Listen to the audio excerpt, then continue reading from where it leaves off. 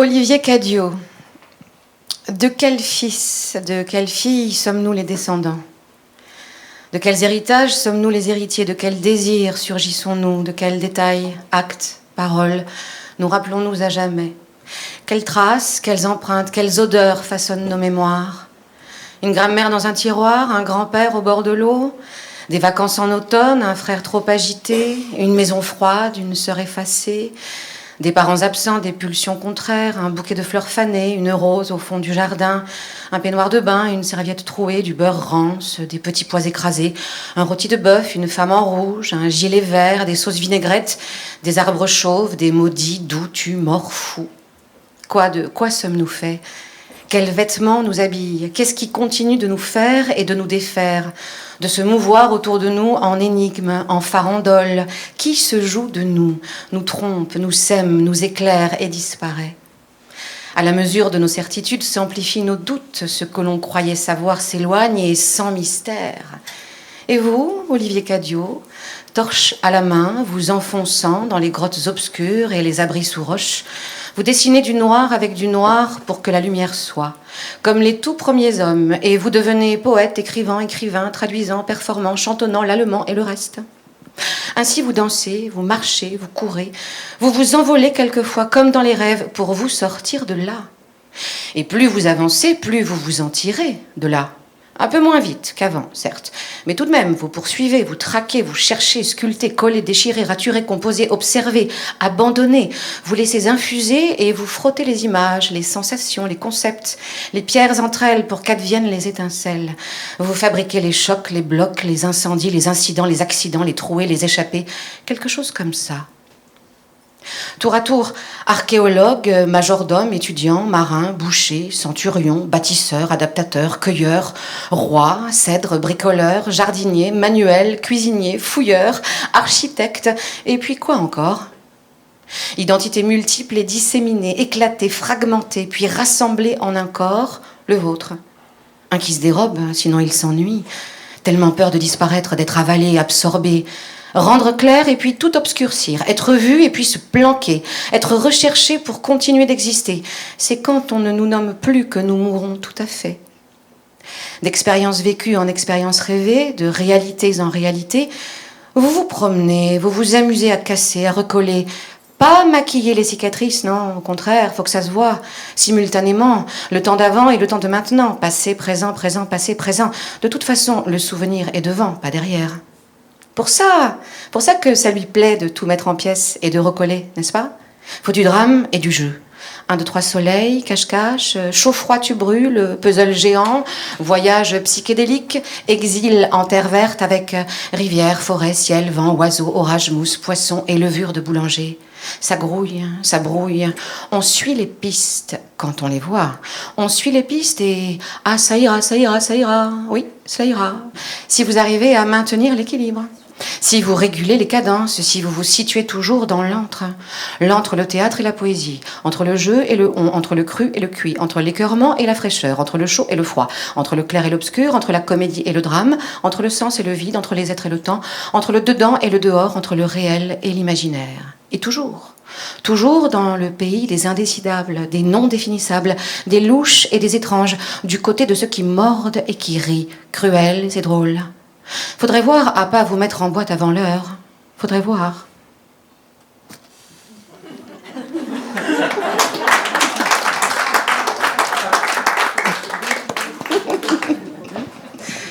En fait, ça, merci beaucoup pour cette merveilleuse présentation.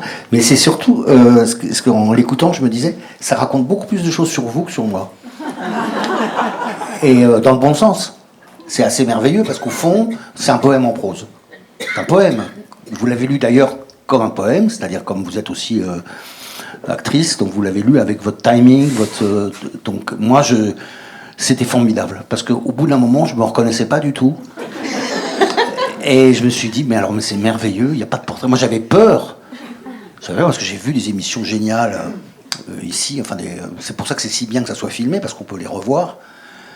Et je me suis dit, comment les mecs tiennent en face, quoi, les filles tiennent en face, quoi, la street Catala, quoi. Pour pas rougir de manière terrible. Et là, pas du tout. Aucun problème. C'est génial. Là, je suis totalement détendu. On peut arrêter tout d'ailleurs maintenant. On C'est peut parler de réussi. boxe. Non, mais c'est bon. Non, mais merci beaucoup. Mais avec grand plaisir. Voilà, mais ça dit des choses sur le côté, si je comprends bien, vous dites quelque chose sur le côté touche à tout, mais en fait, c'est pas tout à fait vrai. Si j'essaie de faire une polémique. C'est bien. Parce que, au fond, je fais plein de choses. Je traduis, je fais des choses avec des musiciens, je fais des choses avec... j'ai fait des revues, j'ai fait des opéras, j'ai fait du théâtre, etc. Mais au fond, je fais qu'un seul truc, je fais qu'écrire. Et il se trouve que j'ai la chance d'avoir rencontré, pour chacune de ces disciplines, la personne que je voulais, ou les personnes. Et que donc, j'ai une chance incroyable, c'est de pouvoir... Par exemple, mes livres sont adaptés systématiquement au théâtre par un grand metteur en scène qui s'appelle Ludovic Lagarde et par un acteur particulièrement comme Laurent Poitrenaud, que vous avez dû peut-être voir ici, qui est vraiment un acteur démentiel. Et donc, à chaque fois, finalement, ou par exemple, je fais de la musique avec Rodolphe Burger, mais je ne suis pas musicien pour autant. Donc, quand je vais sur scène, je suis comme quelqu'un qui envoie des textes, qui reste modestement à une place d'écrivain, enfin modestement. Je ne sais pas si c'est pas le pire mégalomanie qu'il soit, mais il faudra qu'on en discute, si vous avez peut-être des avis là-dessus. Mais voilà, bref, pour conclure, je voudrais pas que vous pensiez que je suis capable, au fond, de faire plein de métiers, quoi. Je fais que écrire, et c'est déjà suffisamment compliqué. Alors, on rentre dans le vif du sujet Désolé d'avoir on un peu... On va pas vous plaindre. Ok, d'accord. Je l'ai bien fait en même temps, hein, le côté gémissant un peu. C'est pas mal, mais bon, hein, voilà. Vous êtes très désagréable. Alors, départ de feu, je vais rebondir sur la 4e de couverture et je vais vous poser une question. Votre vie est-elle si quotidienne qu'il faille la raconter? Alors, la 4e, vous me passez s'il vous plaît, vous me donnez le livre, comme je la lis. C'est... J'ai des lunettes quand même. Pardon. Seules les vies quotidiennes sont intéressantes. J'aurais dû écrire un journal. 3 lignes par jour, c'est quand même pas la mer à boire. Mais très jeune, j'avais pensé qu'il était déjà trop tard pour commencer. J'avais d'emblée abandonné, comme certaines personnes qui pensent que tout est déjà trop tard. Alors, ça ne rentre pas du tout ma vie quotidienne à moi, pour vous répondre. Enfin, je veux dire, j'ai pas envie... Si. C'est que ma vie quotidienne. Ok. Non, mais d'accord. Mais quand je dis seules les vies quotidiennes sont intéressantes, je pense pas à la mienne, directement. Et Je pense aux grands journaux que j'ai aimés, d'écrivains ou d'artistes. C'est-à-dire, je trouve ça fascinant quand ça marche, hein, parce que ça peut être très chiant, très pompeux et très un solipsisme narcissique, etc.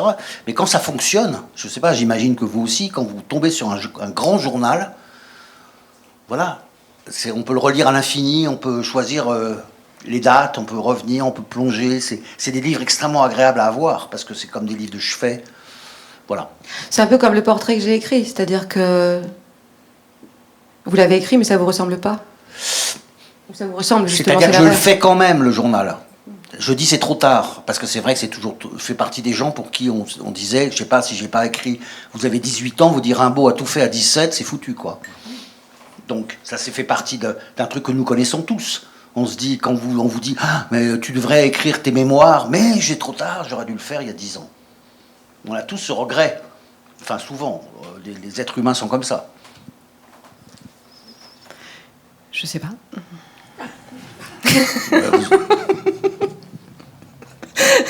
Alors, au départ était quoi?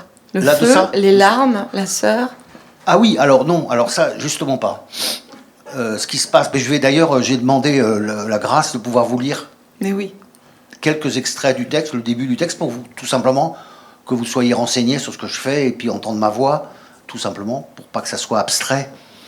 Mais à la limite, on peut faire la lecture maintenant. Oui. Et puis justement, parler du livre après. Oui. Donc ça se présente comme un journal, mais avec des dates, vous allez voir, des dates différentes.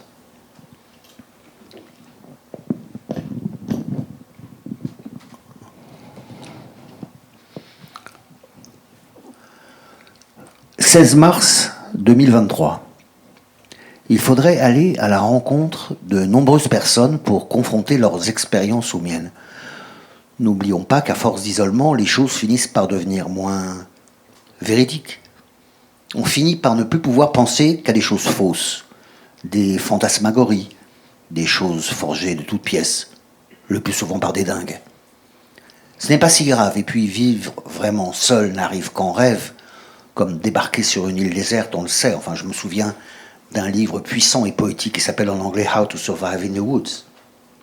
Sauf que ce livre a été édité pour répondre de manière pragmatique à des situations réelles extrêmes. Vadémécum, comme on dit, le livre qui vient avec moi. Ça sonne très romain, vadémécum. Le centurion fidèle qui traverse la Gaule à pied en suivant le cheval de son proconsul. Bref. Même si je sais désormais dans ma chair que le danger vient de l'explication, on va essayer avec cet ouvrage de démêler le vrai du faux sur cette fameuse histoire de solitude. Je dévoile mes batteries, mais je ne suis pourtant pas un bleu. Je sais qu'excepté les manuels de développement personnel, on n'a pas intérêt à dévoiler le sujet du livre dès la première page. Et le même thème tout au long du truc. C'est rasant. Un livre à thèse. Pitié. Est-ce que sujet, la solitude volontaire ou subie, enferme ou ouvre sur les autres? Réfléchissez. Bon, je prends mon exemple tout nu. C'est plus pratique. Je passe des journées à essayer de me comprendre en serrant les dents, en espérant que c'est le bon moyen de réfléchir à l'humanité en général, programme ambitieux. Enfin, beaucoup trop ambitieux, en fait, pour quelqu'un qui décrit seulement ce qui se passe dans un tout petit espace fermé, sans air. Une sorte de petite enfance cloîtrée, le quartier d'une ville dont on ne sortira jamais. C'est le journal d'un vrai Robinson. On apprendra mieux dans ce livre qui il est, d'où il est et où il va. Son présent m'électrise. Il ressemble, disons, à un vase entier, mais fêlé de l'intérieur, enfin comme moi. Mais je ne suis pas le bon cobaye de cette expérience. Une enquête quotidienne fouillée prouvera que je ne suis pas le bon personnage. Il y a que je suis très fragile. Les fêlures imperceptibles, même les plus belles, sont les plus désespérées. Enfin, crack up. Ça fait un bruit comme ça. Je suis comme un vase en miettes depuis l'éternité. Enfin, quelle formule grandiloquente. Enfin, on dit ça des rois et des reines, non? Un portrait vraiment chinois.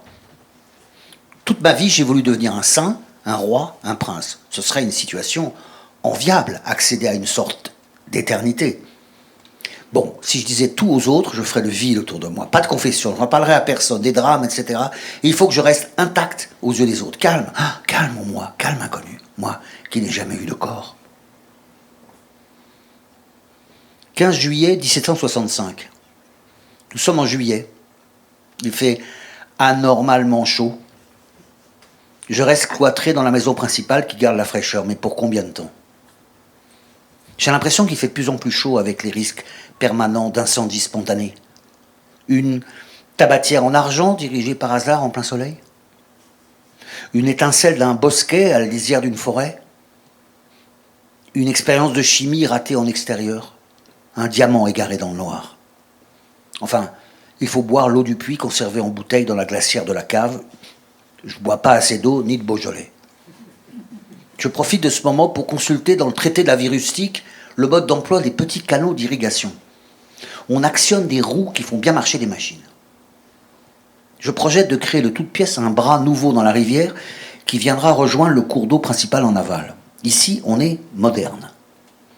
J'ai fait construire cette maison au centre d'une exploitation agricole modèle. Pourtant, je suis resté simple, même si j'ai trop de projets complexes à exécuter. Enfin, disons les choses simplement. Une graine semée produit plusieurs graines. Tout le reste en découle. C'est l'avenir. J'ai confiance.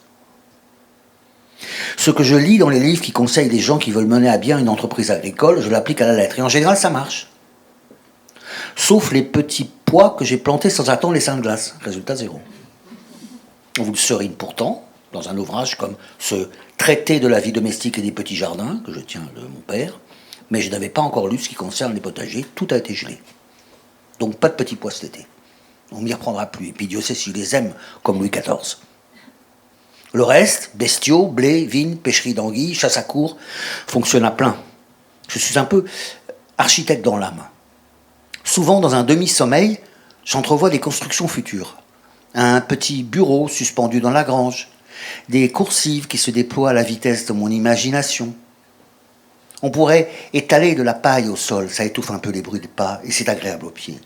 On finit par avoir une sorte de coque, comme un bateau vide dont on a seulement la forme. On voit à quoi il ressemble, mais seulement de l'extérieur. Ensuite, par couches successives, on établit des cloisons, puis on lisse, on peint et on termine en disposant sur les meubles des choses précieuses à les endroits choisis. Certaines se font des signes de reconnaissance. Comme on sait mieux maintenant que les arbres communiquent sans se toucher. 15 janvier 1766. Ce qu'il me faudrait, ce sont des écrins en tout genre pour protéger les objets que je collectionne en imagination.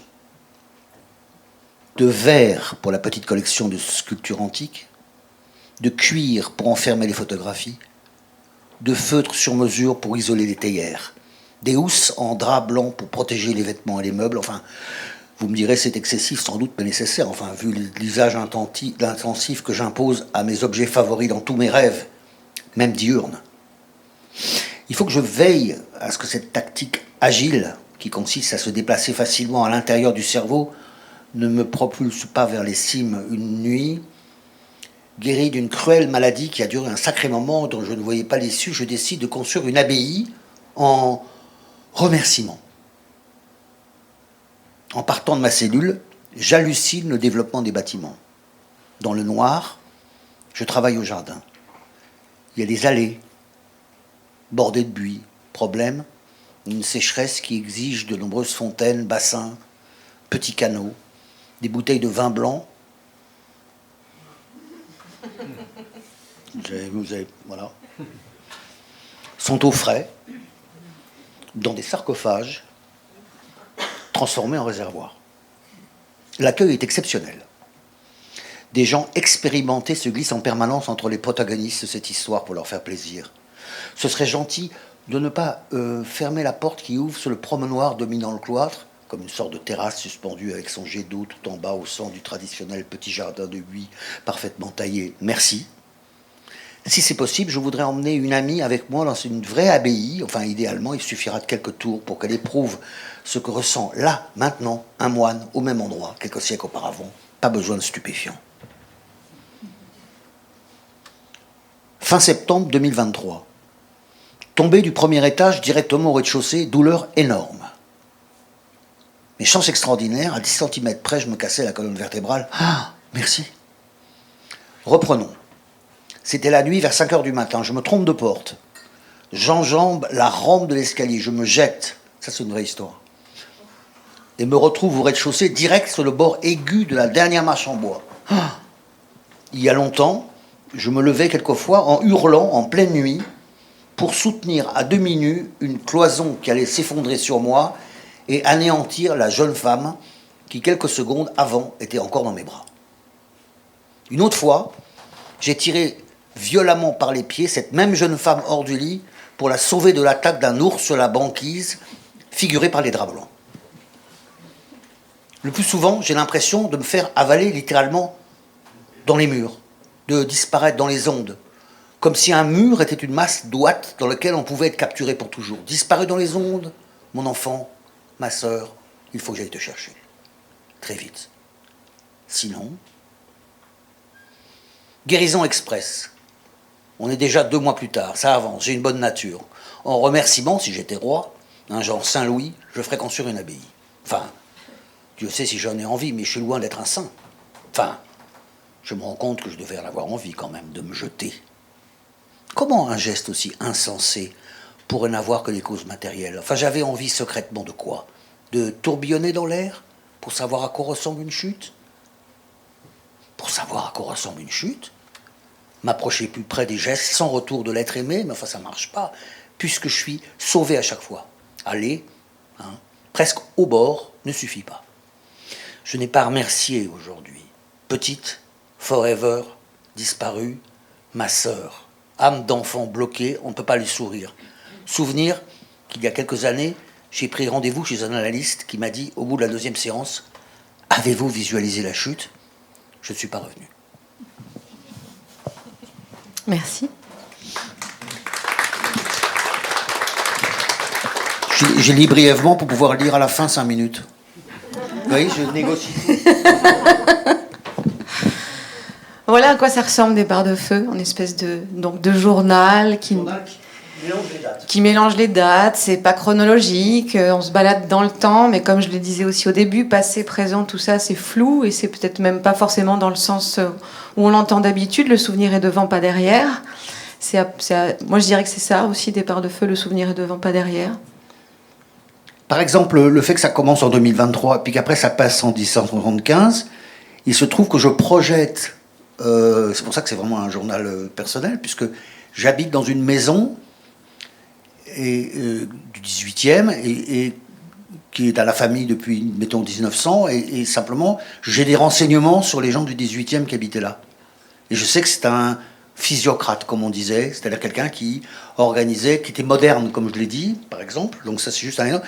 Donc, je me projette, si vous voulez, comme si c'était moi, puisque j'ai des vrais renseignements précis sur la manière dont il y avait des canaux, parce qu'il y a une rivière, comment ils détournaient l'eau de la rivière pour faire tourner des machines, etc., enfin des machines agricoles. Donc au fond, à chaque fois, je me sers de choses qui me sont arrivées ou qui auraient pu m'arriver si j'avais vécu en 1775. Donc c'est pas totalement flou au sens où c'est pas tiens, je vais faire un truc sur 1822, n'importe quoi, quoi. Je me sers de ma famille, je me sers... D'ailleurs, je dis à un moment donné, oublions la famille, parce qu'à un moment donné, c'est bon. Mais voilà, donc ça produit un voyage dans le temps, et en même temps, je vous lirai juste la fin tout à l'heure, deux chapitres brièvement, pour vous donner à la fin le sentiment final du livre. Alors après, moi, c'est pas à moi d'en parler, je sais pas, c'est à vous. Je sais pas quoi dire. J'ai fait ça, alors oui, pour répondre à la question précédente. C'est la question de ma sœur. C'est vrai que j'ai une sœur qui s'est suicidée et, dans les années 80. Et du coup, j'ai jamais écrit sur ma sœur. Je ne peux pas faire de l'autofiction, vous voyez. Il y a une différence, on pourra en parler, entre l'autofiction, qui est vachement bien, hein, qui permet à des gens qui souffrent de s'exprimer. Il y a beaucoup de livres aujourd'hui où les gens, par exemple, qui sont victimes peuvent s'exprimer, et c'est super. Moi, je ne suis pas comme ça tout à fait. J'ai un rapport au drame qui n'est pas le même si j'en ai plusieurs deuils. Mais simplement, ça, c'est la première. Tout d'un coup, je me suis rendu compte qu'avec ces dates, je cherchais le moyen, mais vraiment à la moitié de l'écriture, de parler, de dater la mort de ma sœur. Que je n'arrivais pas à faire. Vous voyez ? Oui, et puis il y a un autre livre caché derrière ce livre. Il y a plein de livres, mais il y a aussi le manuel qui nous permet de faire avec les disparus.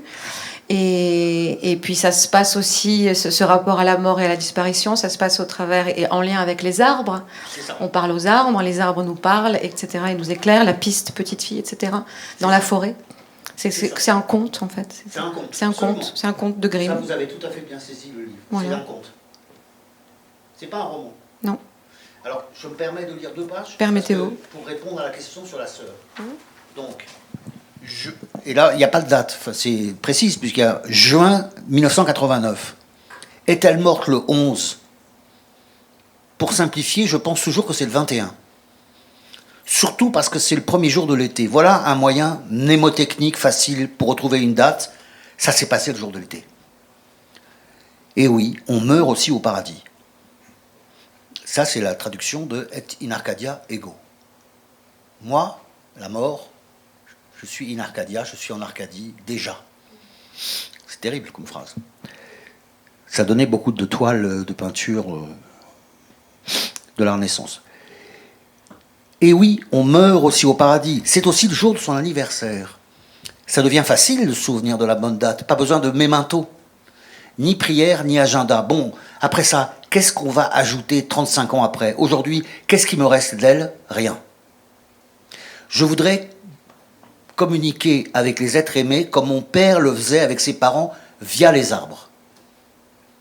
Les ambassadeurs des disparus. Un cèdre datant d'avant la guerre, ses branches dévitalisées une à une, qui va être coupé cet automne en 24. Il meurt lentement dans ce parc fermé de murs. Je croyais qu'il avait une maladie. Regardez, me dit le jeune élagueur. Cette ligne sur le tronc jusqu'à la souche. C'est comme une fêlure du sommet jusqu'à la souche. C'est la foudre. Les grands arbres font paratonnerre. Les arbres de mon père prennent tout le danger sur leurs épaules. Je dois le remercier. Quand ils auront coupé le cèdre, restera un carré gigantesque fermé de colonnes de pierre et de charmilles taillées, enfermant une pelouse en plein soleil. On peut tourner autour comme dans un cloître. Mais tout ça m'éloigne de ma sœur. Enfin, je suis trop éloigné d'elle. Elle ne m'intéresse pas. Comme les arbres, qui collaborent avec leurs congénères et perçoivent le vent et les couleurs, mais ne s'intéressent pas aux humains. Ça, c'est une vraie histoire. On en parlera. Ils nous regardent passer indifférents à nos ombres. Enfin, moi aussi, je suis indifférent envers de nombreux humains, envers ma sœur, par exemple.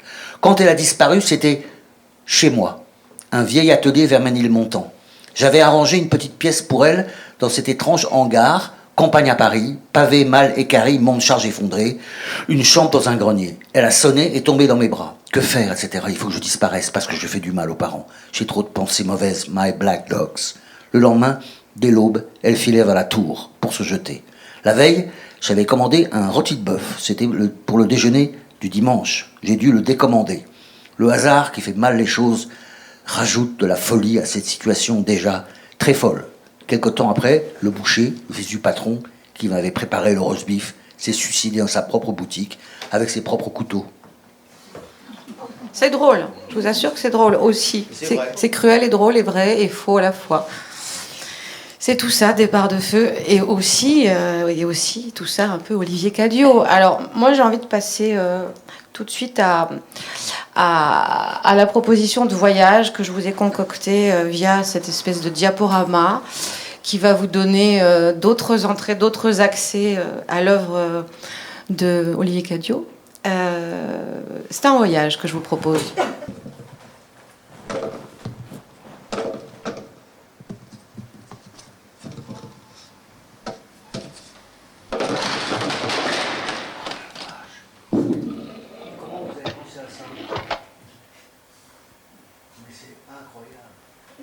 C'est une pièce de Weiss et Fischli.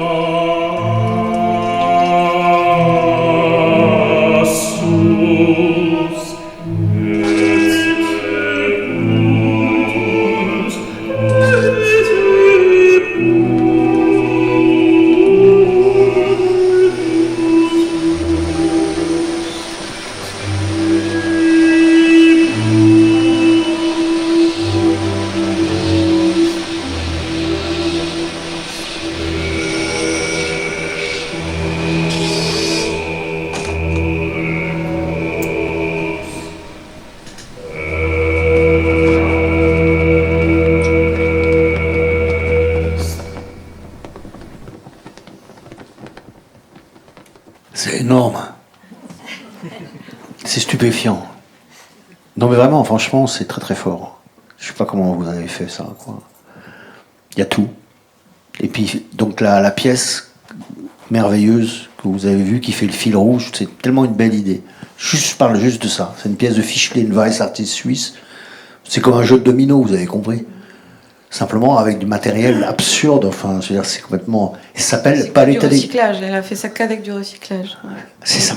Et ça s'appelle Pas l'état des choses, ça s'appelle... Le cours des choses. Et d'avoir mis ça comme fil rouge, et d'avoir mis l'extrait de la messe de Haydn, l'Incarnatus Est, dont je me suis beaucoup servi dans ma vie, parce que c'est un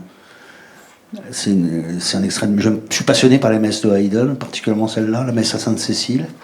Écoutez-la à la maison, c'est l'Incarnatus Est, c'est stupéfiant. Il faut les écouter par les Anglais, par les chefs d'orchestre anglais.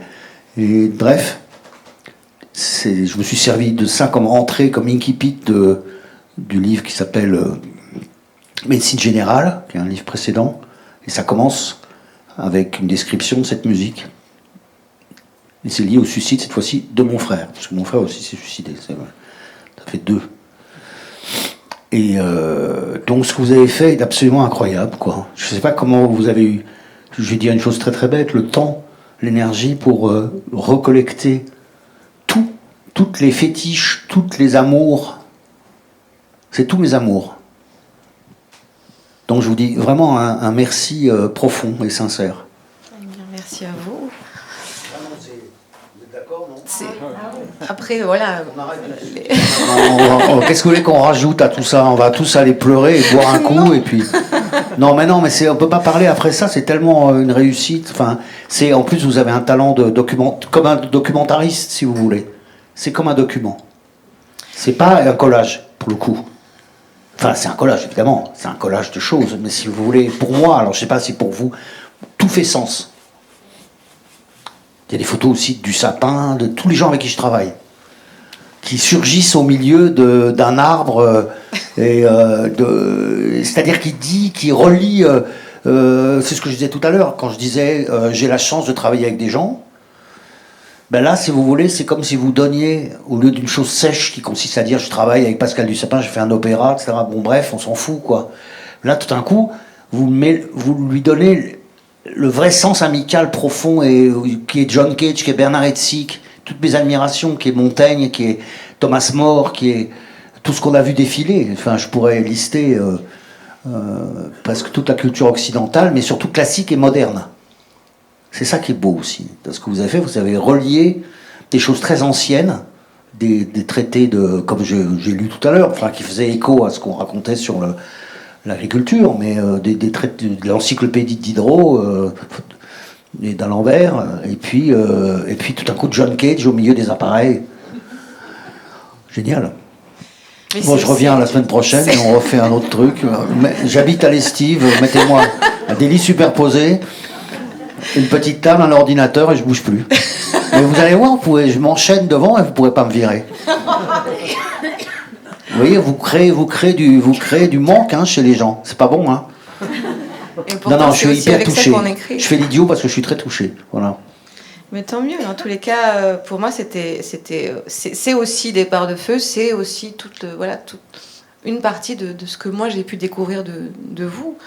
Et par rapport évidemment à ce cours des choses, pour moi, ça résume. En fait, toute cette vidéo résume votre travail. Enfin, résume. Je sais pas si. C'est une cartographie. C'est une carte. C'est une cartographie. C'est une carte du tendre. Et je vous invite vraiment à aller regarder en entier. Ça dure une 30aine de minutes, ce cours des choses. Avec et c'est vraiment en regard avec votre œuvre. Hein. Ces petites choses, ces vies quotidiennes qui, assemblées dans le cours du temps, font une vie entière. Et puis ça passe à une autre vie. Ça parle de la vie, de l'art, ça parle de la vie tout simplement. C'est-à-dire le cours des choses, c'est le cours de la vie. Et d'ailleurs, quand je faisais une revue avec Pierre Alféry, qu'on a vu, qui est un ami très, très fort, qui est mort malheureusement, on a fait une revue qui s'appelait, vous avez vu la couverture, Revue Littérature Générale, et dedans on avait trouvé un infographiste qui sur plusieurs pages nous avait redessiné toute cette installation au feutre, enfin je sais pas comment vous dire, au trait quoi, pour qu'on puisse suivre comme un storyboard. C'était magnifique. Donc c'est une pièce qui m'a obsédé. Parce qu'elle est symbolique elle n'est pas seulement symbolique et formelle. C'est ça qui est fort. Parce que quelquefois, les installations dans l'art contemporain, quelquefois, elles ont le défaut d'être consommables immédiatement.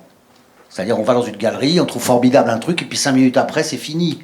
Donc c'est un peu un spectacle court. Et moi, quelquefois, ça me frustre. Là, ça dure une demi-heure, et c'est comme un film sans rien, sans sujet, et vous êtes fasciné par ça. Je vous dis, mais comment Alors, c'est même pas vous pensez, tiens, c'est possible que ces trois trucs de pneus vont se mettre ensemble. C'est même plus ça, c'est la question du miracle à chaque fois. Au fond, c'est ça l'idée de génie de cette pièce, c'est que c'est une pièce religieuse presque. Enfin, religieuse. Une pièce spirituelle. Mais c'est métaphysique, oui. Oui, c'est ça. C'est-à-dire, ça dit, notre vie tient qu'à un fil, si on voulait même métaphoriser. Notre vie, enfin, le parcours, l'être humain, le monde, la terre. Enfin, voilà. Et c'est pas rhétorique. C'est ça qui est fort, c'est que c'est émotionnellement très puissant. C'est pas justement une installation qui se dévore et qui nous laisse un peu comme ça, admiratif, un peu vaguement admiratif. Là, on peut... Est-ce que vous avez des questions, des remarques? C'est pas forcément à la fin, les questions, voyez? Oui, on a le temps. Oui, il y a des... Non? Non, ils sont pas obligés. Alors peut-être qu'on pourrait aussi plonger dans une autre œuvre. Moi, je peux lire un petit bout de Irréparable pour donner aussi un autre... peut-être dire les circonstances. Une autre facette. Allez-y. Non, c'est un texte qui m'a été commandé pour le théâtre. Je fais rarement des textes pour le théâtre directement, puisque d'habitude, c'est des romans qui sont adaptés. Et là, c'est une commande d'un metteur en scène dont on a eu la photo là, qui est le metteur en scène que j'admire le plus. Il s'appelle Christophe Marthaler. Je ne sais pas si vous avez vu des pièces de lui. Si vous avez l'occasion, ne ratez pas ça. C'est un metteur en scène suisse-allemand, un peu dada, un peu pas surréaliste, mais provocateur, comme ça, extraordinaire. Et donc j'ai fait un texte, c'était compliqué. Il m'avait dit juste, avec sa voix inimitable, que je ne vais pas essayer d'imiter, il m'a dit, parce qu'il savait quels acteurs il voulait, il m'a dit, bon, il y a 2 femmes qui parlent et un homme qui ne parle pas. Le brief, c'était ça, quoi. Donc il fallait se débrouiller après. Et moi, j'ai cru que c'était un truc extraordinaire, métaphysique, la femme qui parle, l'homme qui parle pas, une inversion des rôles par rapport à la domination masculine. Je me suis fait tout un plan. Puis finalement, il m'a dit, oui, le problème, c'est parce que l'acteur auquel il pensait, l'homme, a perdu la mémoire. C'est tout. Donc il n'y avait pas de secret, sinon un truc technique. Et donc moi, j'ai essayé tous les trucs. Et ce que j'ai fait finalement, c'est que j'ai pas fait 2 femmes, j'ai fait une femme qui parle et un homme qui se tait. C'est ce qui est marqué en 4e de couverture. Une femme parle et un homme se tait. Et puis je me suis dit, quand ils vont le monter, ils vont diviser la parole d'une femme en 2, quoi. Il n'y a pas de problème. Puis vous allez voir que... C'est pas marrant, hein, ça s'appelle Irréparable. Vous voyez, déjà le titre, oui. Ça rigole plus. Là. C'est plus comme avant. Hein. C'est la partie sombre. C'est aussi drôle. Et puis vous allez retrouver des motifs. On peut parler de motifs finalement dans votre œuvre, des motifs communs à toutes les autres œuvres et à ce que vous venez de voir aussi. Un matin, on ressent l'envie furieuse de fabriquer une machine, une voiture. Mais il n'y a même pas de dessin du prototype, ni de garage fiable à proximité. Le nôtre n'est pas à la pointe. C'est une idée pour rien, me disais-je. Pourquoi avoir ces idées inutiles ? Et si elles étaient rares, tout irait bien. Mais non, elles sont innombrables dans la vie matérielle et surgissent sans discontinuer. C'est un peu comme de se laisser glisser d'une branche en train de se casser pour en attraper au vol une autre. On passe de craquage en craquage, c'est pourri de l'intérieur par des millions de petits vers intrusifs, ces branches. On prend le risque de se retrouver dans le vide, à moins d'avoir prévu la chose avant de grimper à l'arbre. Ça doit se passer comme ça si on est alpiniste. Je n'en suis pas une. Juste avant mon envie de machine, j'avais imaginé détourner la rivière qui coule dans les prés pour en faire un petit canal de pierre qui rejoindrait le courant en aval. J'y aurais installé des grilles verticales pour garder des poissons bien heureux de rester dans le courant. Seulement, l'hiver, le gel, etc., trop difficile. Passons à autre chose. Et si, pour une fois, on ne voulait pas passer à autre chose et rester dans ce moment de rêve. Un jour, on se sent Très bien. Si bien qu'on a presque envie de le dire à voix haute. On sort littéralement d'une période noire. Il y a une porte dans cet espace sombre. Il suffisait de l'emprunter. On est la cible d'un bombardement de 2 ou 3 réseaux de pensées intrusives qui, à force de circuler dans cet espace noir, fabriquent un vrai nid de frelons. Une scène infiniment dure avec des paroles comme « Tu n'auras plus jamais ça ». Au centre, il n'y a qu'une plainte, une sorte de reine qui emporte tout dans une spirale. Elle dirige de sa loge, autour les ouvriers souffrent. Et puis il y a une issue imprévue, s'allume dans un coin le mot « exit ». Enfin, bref, on sort de ce cauchemar. La matière noire s'engouffre et disparaît dans les couloirs. Je m'en sors, je traverse d'innombrables coïncidences bénéfiques d'un coup. Tout se relie dans une guirlande lumineuse. Ça ne dure qu'un temps, quelquefois des années ou quelques semaines, cette trêve, et on repart dans le noir. Je me rends compte que j'ai comme une impuissance technique. Je ne peux pas aller au bout de certaines actions. Très vite, je me décourage. C'est souvent pour une chose qui doit être fixée dans une autre. Ça paraît simple, mais ça ne fonctionne pas. C'est immédiatement le désespoir. Je fais les premiers pas infructueux. J'abandonne immédiatement. La seule personne que vous risquez de voir ici, c'est la postière. Dès qu'on entend un moteur, c'est toujours elle. Je suis isolée. Le garage s'est désaffecté de lui-même, vieilli sur pied, fruit sec à force d'inaction. On peut dire, à la mesure d'un non-engagement, certains préfèrent ne pas. Je visualise à grande vitesse les conséquences en cascade. Qui va m'aider? Tout ça est détruit, tout ça va disparaître. C'est terrible et je m'apitoie sur mon sort, et etc., et etc. C'est ma destinée de ne pas savoir réparer. Conséquence, rien ne marche ici. Ce matin, la rivière est blanche comme du lait. Je ne l'avais jamais vue comme ça. Ce sont les très fortes pluies, augmentant la force du courant. Elles arrachent du calcaire à la pierre des falaises qui bordent ces rives. Je me suis plongée dans ce flux crayeux. J'avais peur, mais je l'ai fait quand même. J'ai toujours peur de nager seule. La rivière est hostile. À deux, on pourrait lui tenir tête. J'ai peur d'elle. Sous sa surface, enchantée d'été avec libellules et nénuphars, j'ai vu l'autre rivière, toute noire avec crues gigantesques, un flot sombre, glacé. On vous dit, il faut tout vivre. Très bien. Au lieu de penser à rien en marchant dans ce fichu garage de long en large. Si tu es inquiète, sois-le et éprouve ça, en t'y collant, en endossant l'inquiétude, en t'habillant de pied en cap de cette inquiétude. Et lui, qu'est-ce qui s'est passé ? Lui que j'aimais tant, pourquoi il se tait? D'un coup, terminé, muet. C'est bizarre. C'est pour toujours? Bref, je ne sais pas réparer, je le répète tous les jours. Je vais finir par avouer que je conserve des voitures des années au lieu de les sauver. Je les transforme progressivement en épaves. Ça va finir à la casse. Désolée, j'ai cassé le pied et l'aile du petit ange, un moulage en terre cuite, un ange endormi, je lui ai infligé 2 cassures. L'ange avait perdu ses ailes, mais pas ses bras.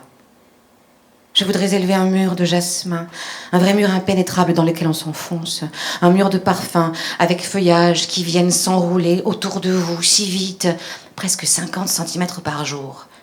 Ce n'est pas le gris atroce qui me gêne le plus dans ce temps atroce. C'est de revenir au noir et blanc, avec des éclairs de magnésium, comme si un fil électrique se dénudait. Étincelle ? Voilà, ça c'est un extrait d'Irréparable et je pense qu'il est à vendre là aussi derrière si vous voulez vraiment bravo. Le suivre. Oui. Merci beaucoup. On peut parler du noir et du blanc peut-être.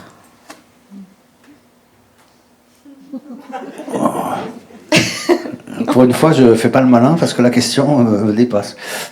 Bon. Le noir et blanc, vous voulez dire ? Le noir, le blanc, le si blanc, la poésie, ou le noir, la prose. Les trous. Ah, très passionnant ça. D'accord, vu de ce point de vue, oui, ça m'intéresse beaucoup. Je dirais que, comme je viens de la poésie, effectivement, je viens du blanc. Mais tout mon problème, ça a été, quand je suis arrivé jeune homme dans le milieu de la poésie, c'est que les blancs étaient trop solennels. Les blancs étaient impressionnants, vous voyez, comme d'un coup, quelquefois la poésie, vous avez juste un truc minimal, une phrase par page, et vous vous dites, oh là là, ça doit être vraiment très très important et très grave ce qui est écrit, parce que tout d'un coup c'est entouré d'une sorte enfin, comme si c'était exaucé, si vous voulez, à partir d'un sortie de la neige, comme ça. Et j'ai pas aimé ça, donc j'ai essayé mon premier livre, c'est un livre de poésie, c'est le seul que j'ai fait vraiment comme ça. Donc j'ai fait tout un système, de mettre les mots en diagonale, c'est-à-dire de créer plutôt des réseaux comme ça, plutôt que... Voilà. Et après, j'ai passé mon temps à diminuer le blanc, jusqu'à peut-être bientôt où j'arriverai à faire un texte noir, entièrement noir. Là, il y a les paragraphes. Vous avez bien. Il y a beaucoup de blanc. Il y a beaucoup de blanc, il y a des petits paragraphes. Mais c'est pas les. Là, c'est du blanc de la prose. C'est pas le blanc de la poésie. Enfin, encore que. Ça ressemble à des poèmes en prose. C'est des fragments quand même, ça. C'est quand même des fragments. Mais j'aimerais qu'ils ne soient pas comme des aphorismes. Vous voyez ce que je veux dire? Qui tout d'un coup sont isolés dans le blanc pour leur donner une sorte de puissance. Mais le blanc, ce qui me fait peur. C'est ce qui s'ouvre aussi. Oui, c'est ce qui s'ouvre. Alors c'est ce que j'ai cru très longtemps. À un moment donné, j'avais pour 3 ou 4 livres, j'avais une méthode un peu bizarre parce que j'ai traduit les psaumes pour une traduction de la Bible pendant plusieurs années et j'ai été obligé de trouver une versification à ça, puisque le vers hébraïque n'est pas facilement traduisible en français. Donc ma proposition, c'était de faire paragraphe, pour aller vite, paragraphe monostiche, c'est-à-dire vers d'un seul trait. Tchac, tchac, tchac, tchac, tchac. Et après, j'ai fait des romans comme ça. Paragraphe, petite phrase, paragraphe, petite phrase. Comme un poème, justement, qui revient. Comme de la techno, quoi. Neige, neige, foi, je suis à foi, je suis à foi. Vous voyez, c'est pas difficile, hein. Et finalement, là, j'en suis à faire des chapitres. Vous avez bien vu tout à l'heure, chapitre titré. Ça, c'est là. Mais le prochain livre, et en même temps, j'ai toujours eu envie de ça, et je ne sais pas si j'y arriverai, j'ai dit à mes copains, prochain coup, je fais un truc, je fais une masse. Je ne veux pas voir un blanc. Mais je ne sais pas si je vais être capable, je vais avoir peur. Parce que le noir, ça fait peur, on a peur du noir. Alors, on a peur du noir. Dans le noir. On va écouter la voix de quelqu'un qui a beaucoup utilisé ce mot, qui a même parlé d'outre noir. On va écouter la voix de Pierre Soulages.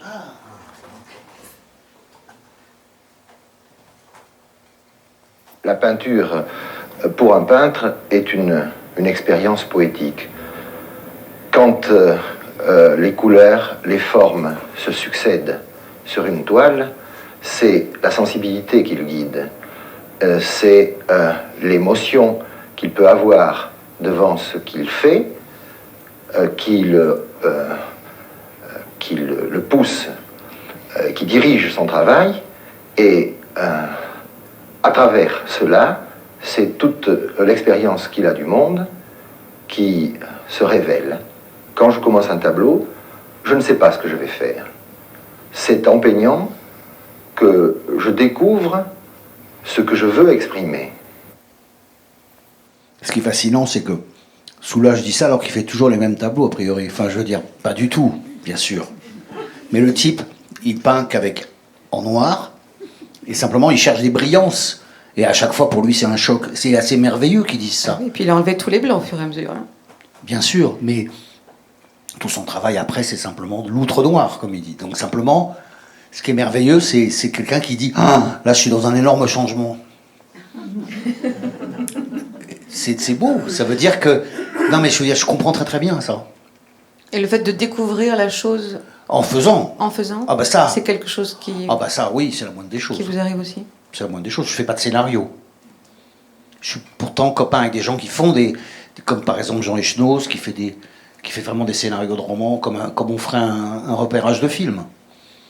Mais qui après, à l'intérieur des chapitres, se perd. Donc tout le monde se perd. Mais moi, je commence par des petites cellules, des petites choses, des petites notes, et puis le truc grossit.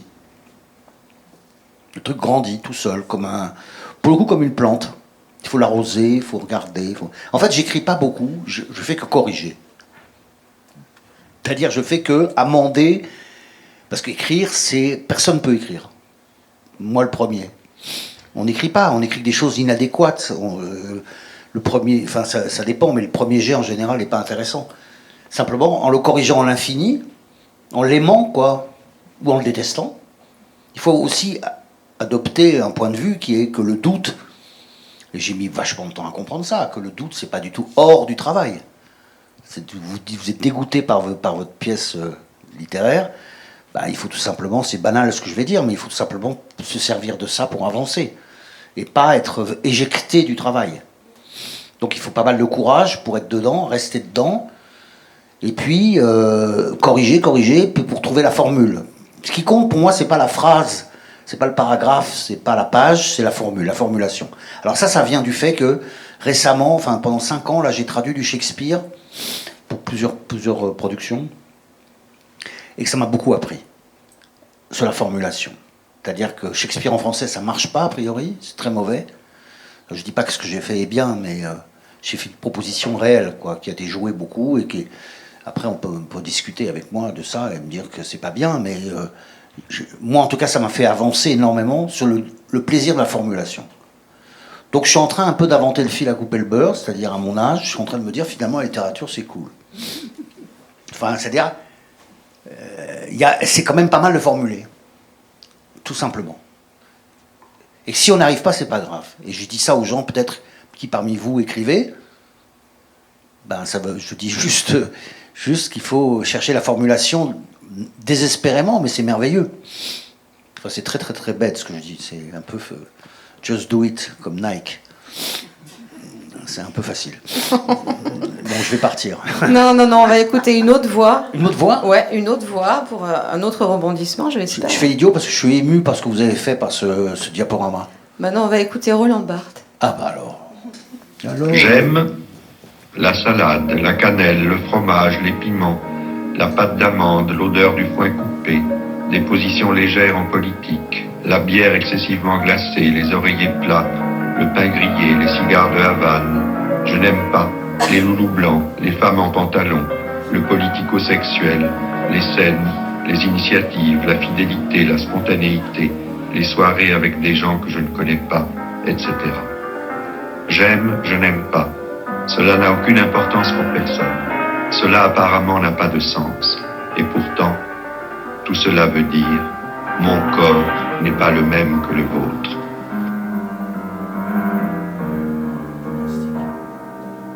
Où est-ce que vous avez trouvé ça ? Parce que c'est Barthes par lui-même, ça. C'est ce merveilleux petit livre qui m'a beaucoup aidé, moi, dans les années 80. C'est un livre tellement léger, si vous avez l'occasion de le lire, c'est un portrait de lui, quoi. Parce que c'est la collection, les auteurs par eux-mêmes, Victor Hugo par lui-même, mais c'est évidemment pas Victor Hugo qui écrit sur Victor Hugo. Sauf là, il a dit, ok, j'écris sur moi.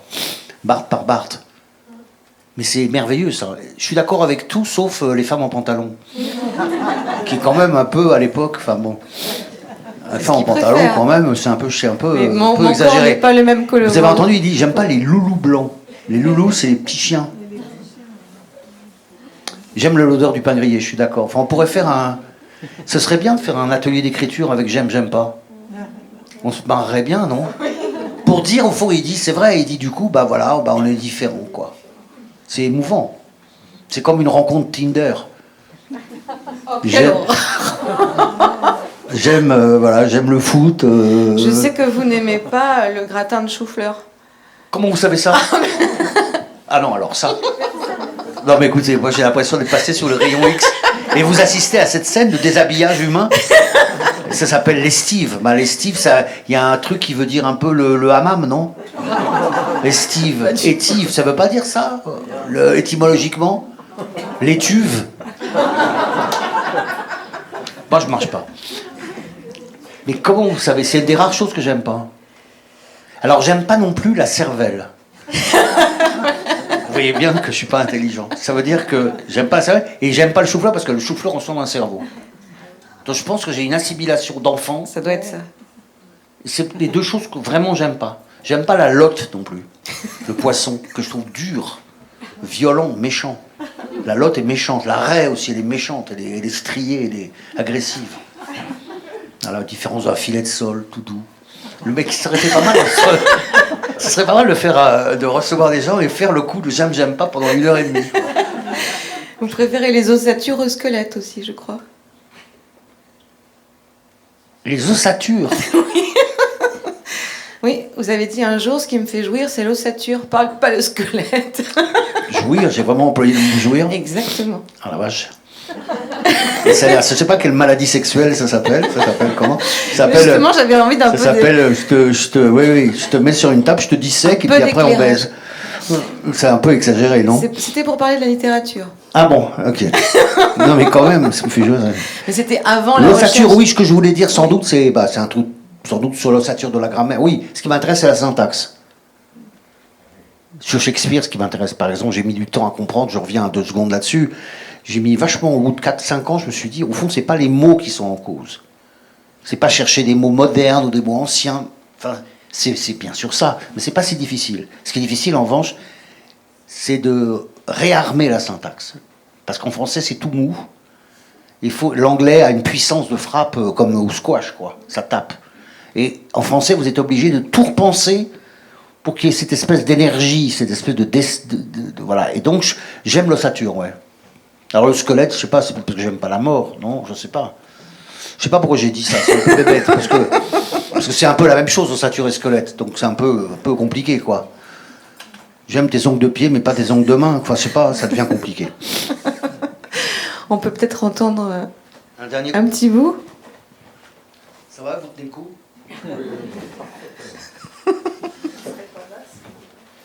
Il serait parti, hein. Ah si. Ah bon? Ah, oui. On a un public très très exigeant. Très très dur. Non, exigeant. Les tuves. Je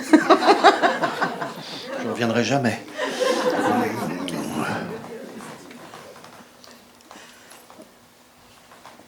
«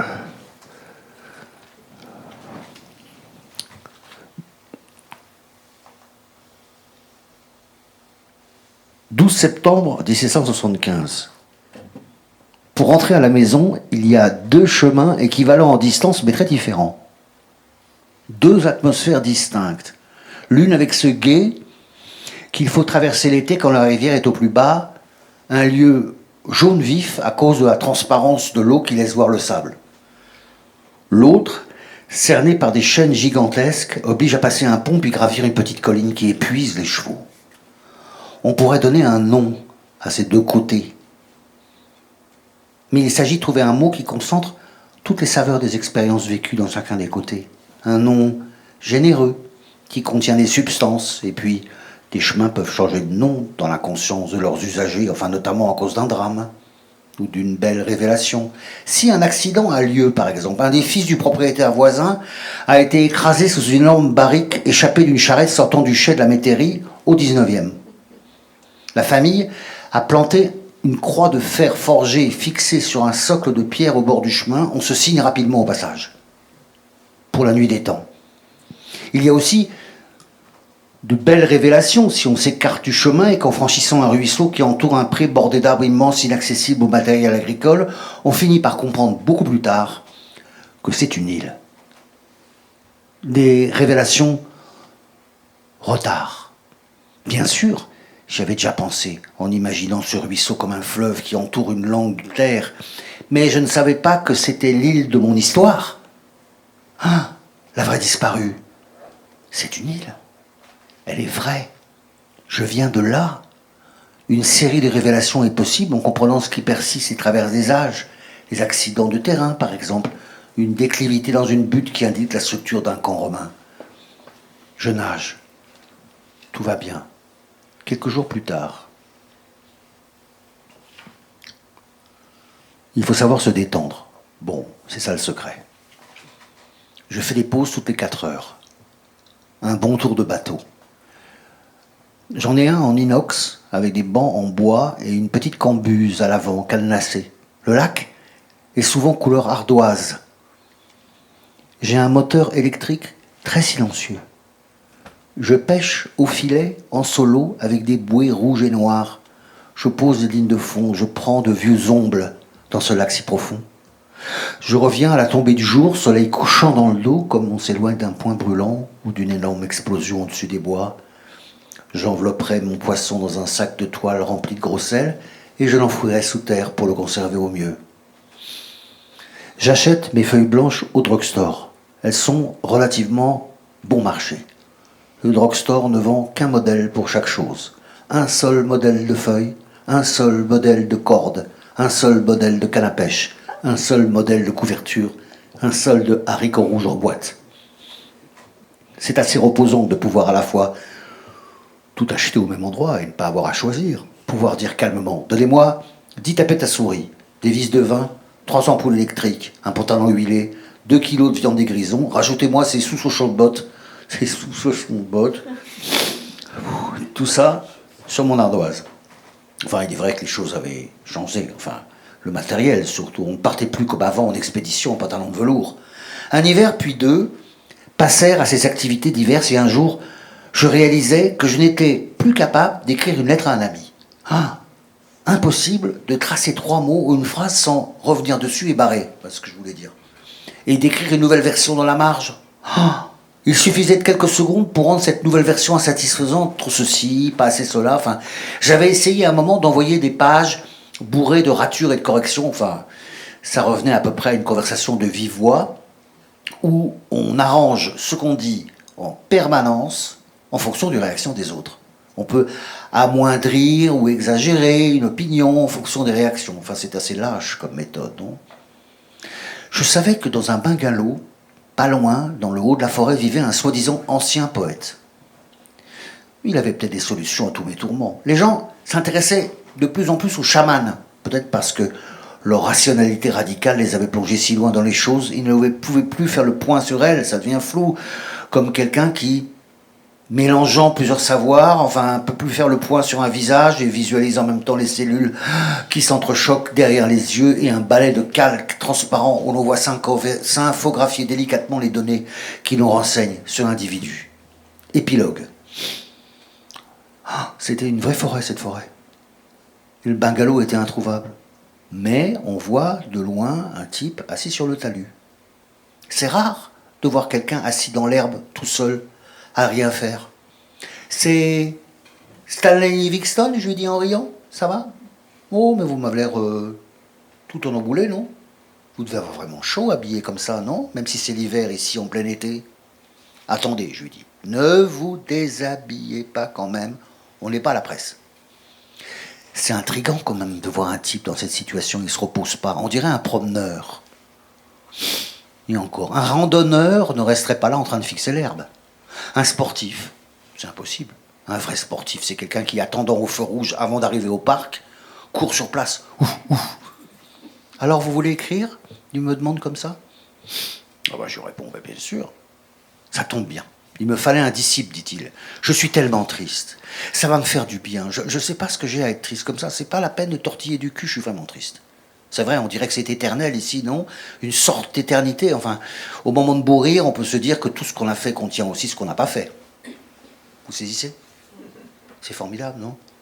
Au moment de mourir, on peut se dire que tout ce qu'on a fait contient aussi ce qu'on n'a pas fait. Ça ne veut pas dire refuser de faire une chose pour en accepter une autre.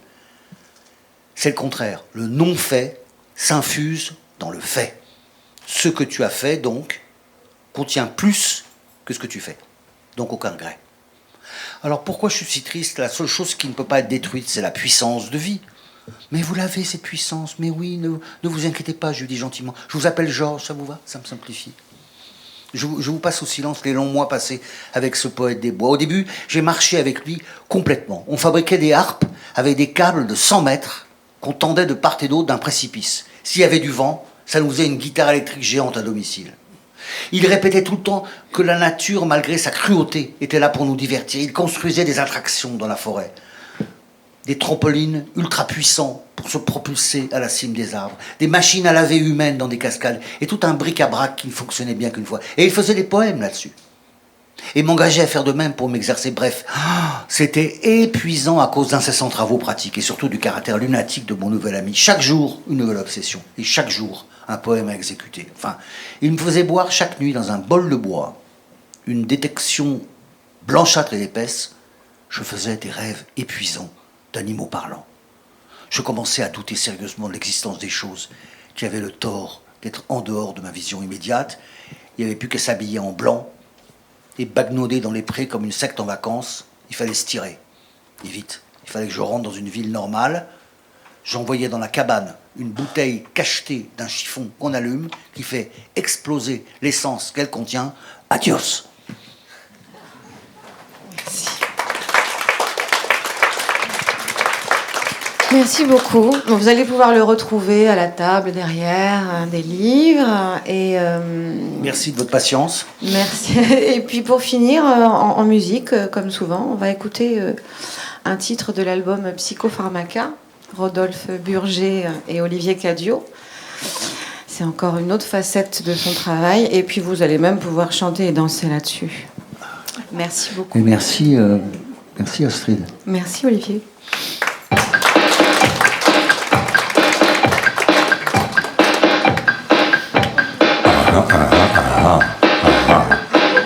Das ist bloß mit dir, mein Schatz.